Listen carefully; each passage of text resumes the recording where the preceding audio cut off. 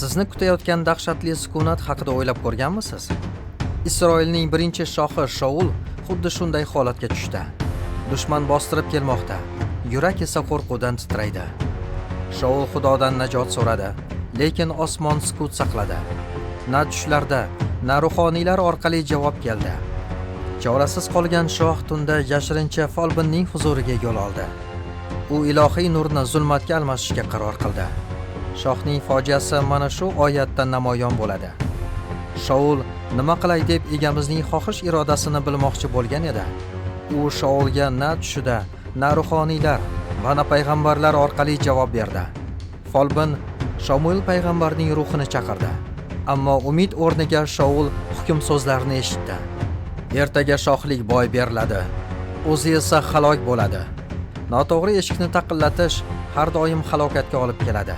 Sizchi, sukunat paytida kimga murojaat qilasiz?